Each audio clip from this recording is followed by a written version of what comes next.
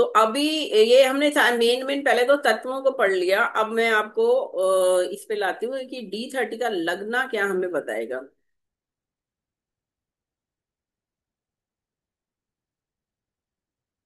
ठीक है,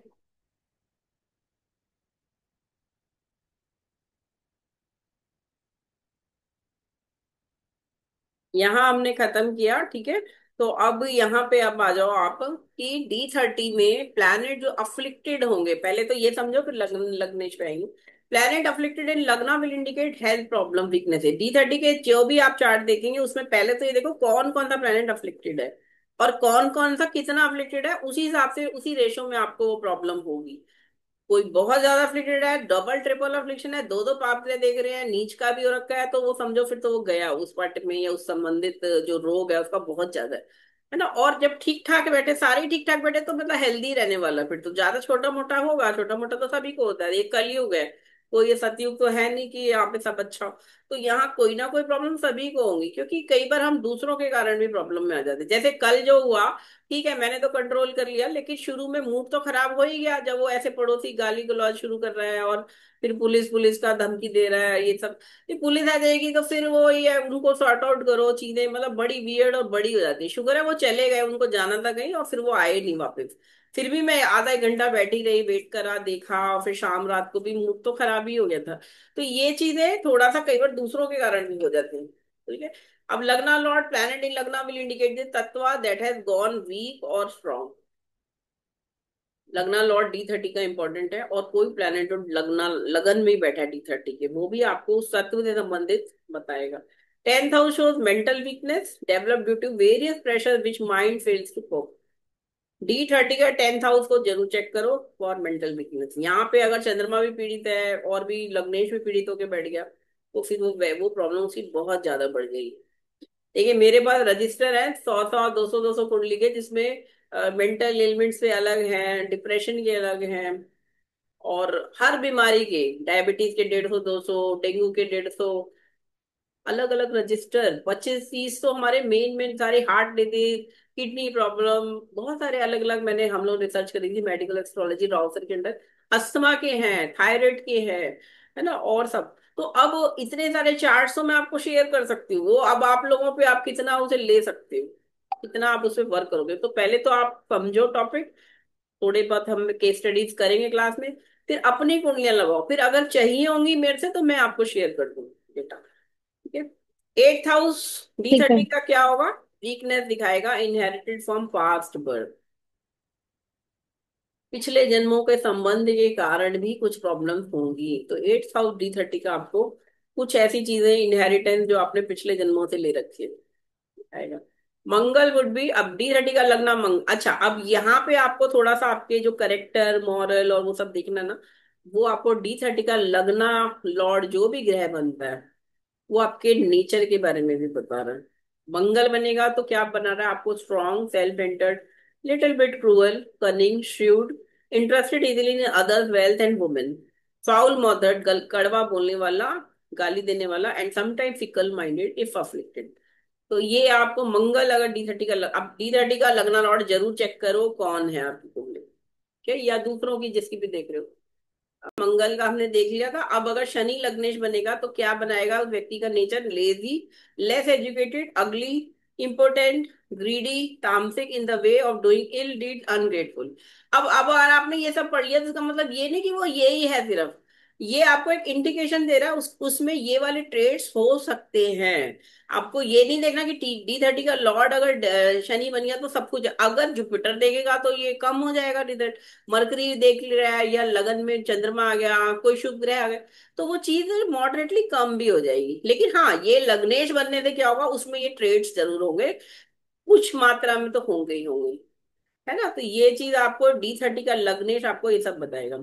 अब जुपिटर बनेगा लग्ने तो व्यक्ति नोबल होगा, प्रॉस्पेरस होगा, learned, religious, reputed, blessed with meritorious children. ये सब इंडिकेशन आपको दे रहे हैं। मरकरी में भी अच्छा है, will be rich, learned, hospitable, generous, having good friends, and little bit egoistic, passionate for flowers, perfumes, and good looking girls। Venus हो गया लग्ने तो good looking, kind, sensuous, rich and prosperous. अब आप ये समझो कि जैसे ये शनि लग्नेश बना, राउसर क्या बोलते हैं इस बात को कैसे लेना है। इसका मतलब वो जैसे किसी लड़की की कुंडली में है शनि आ गया मंगल लग्न, तो वो उसको जॉब करवाएगा। वो थोड़ी सी ये डोमिनेटिंग किस सेंस में हो रहा है, वो हो सकता है सर्विस सेक्टर में हो।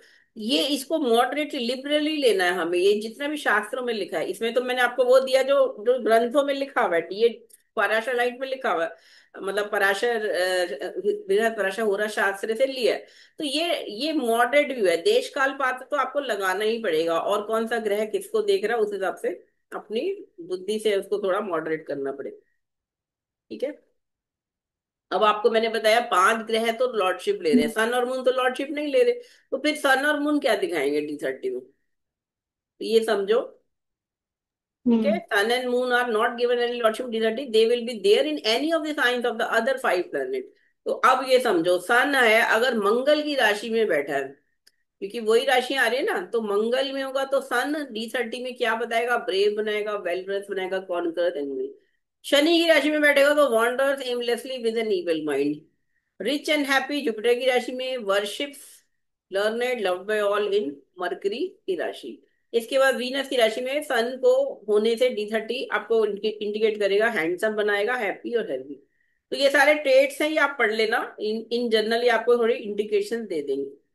मंगल अपने ही घर में है D30 में, तो own sign makes one powerful brave general blessed with costly clothes and ornaments. ठीक है। यहाँ शनि अपनी ही राशि में आ गया तो make the native sick and cruel poor and unhappy. Shani अपनी राशि में अच्छा नहीं मानेगा D30 में। he may suffer loss of wife children and may have illicit relationship with others wives। अब ये जब अफेयर्स आप देखोगे किसी के एक्स्ट्रा मैरिटल अफेयर, तो D30 में जरूर देखो शनि कहाँ बैठा है, ये आपको इंडिकेशन दे देगा सही।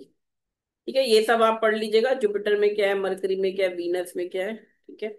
इफ D1 लगना is Leo sign and D30 लगना is in the house of, अब D1 और D30 को टुगेदर लेके कंपैरिजन करना है। D1 का लग्नेश अगर लगन लियो है और मंगल लग्नेश बनता है तो क्या फर्क फल है, मरकरी का, जुपिटर का, वीनस का, सैटर्न का।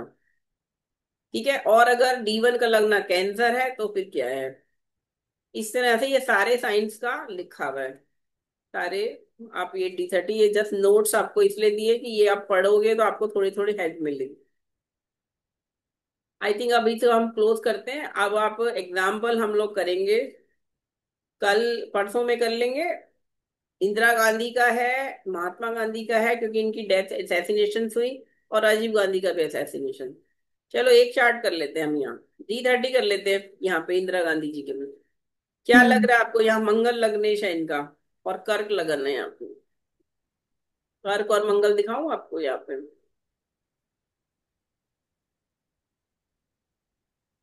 देखिए ये लिखा है D1 लगना इज कैंसर एंड D30 लगना is in the sign of Mangal Mars. She is independent, do things as per her wishes and moods.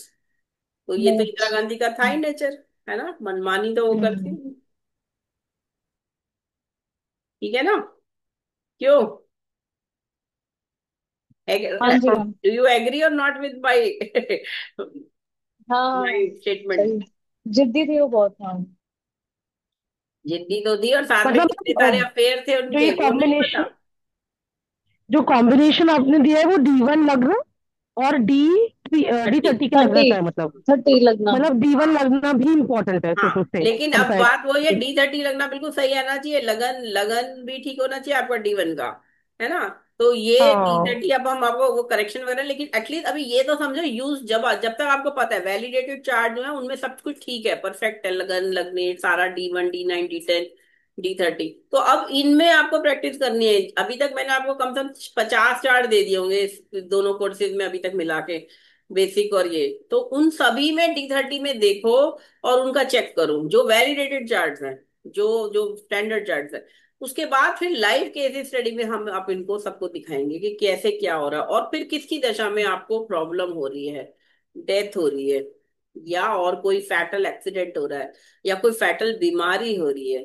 ये सब हम एक एक D1 D9 D30 D1 D9 D30 ऐसे चलेंगे।